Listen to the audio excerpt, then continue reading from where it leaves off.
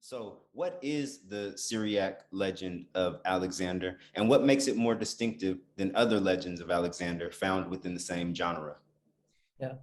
Yeah, thank you for this question. I think it's very important to start from there because it's a very complex matter, that of the legends and the works surrounding Alexander.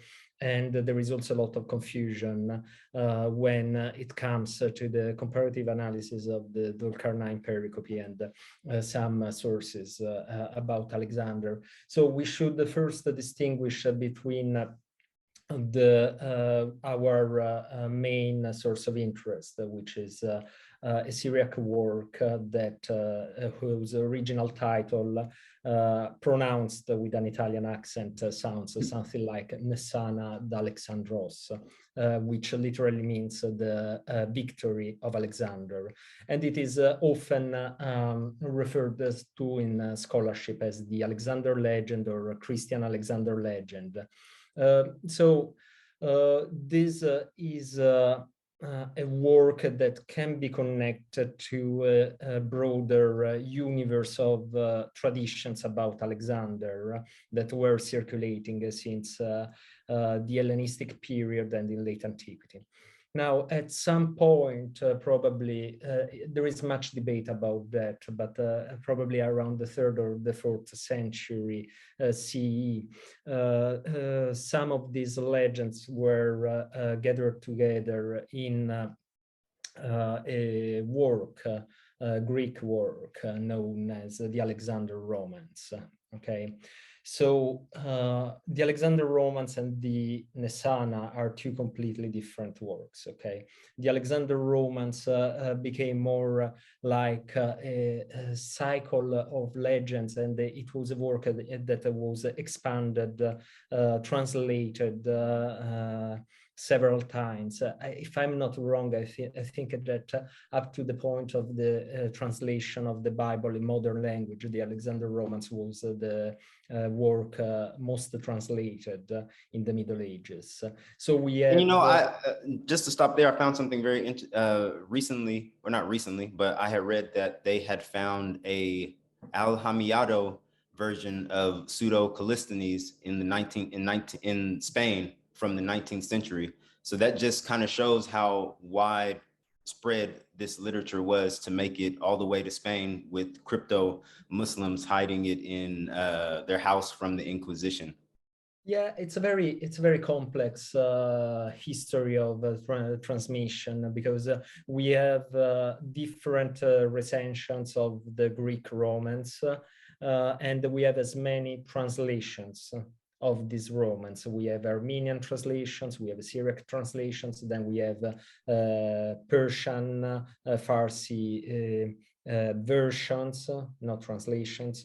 So it's very complicated. And of course, we also have Arabic versions that have been recently rediscovered. They were thought to be lost, but some versions of the Alexander Romance in Arabic have recently been found.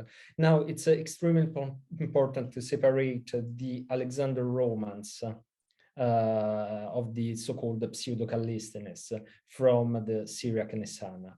So it is true that we have a Syriac version of the Alexander Romance.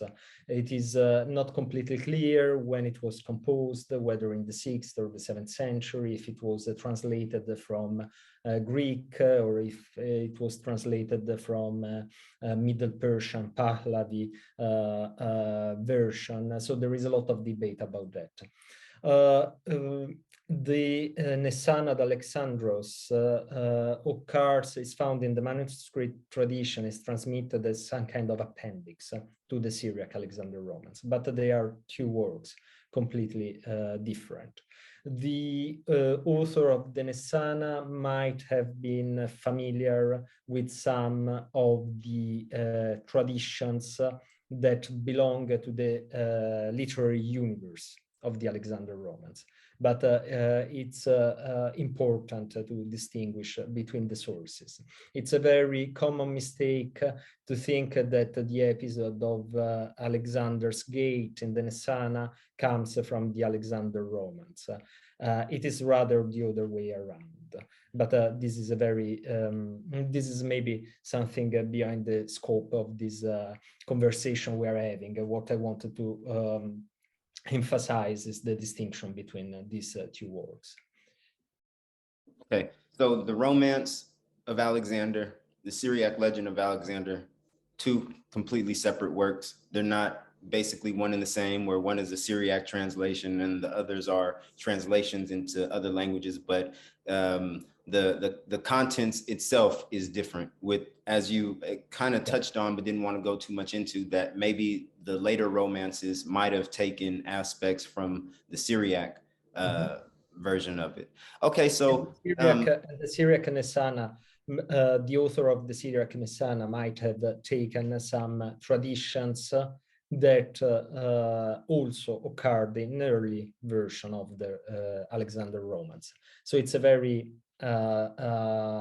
complicated narratological network of traditions. So, and sometimes it's not always easy to untangle these connections. Okay, so what is the history?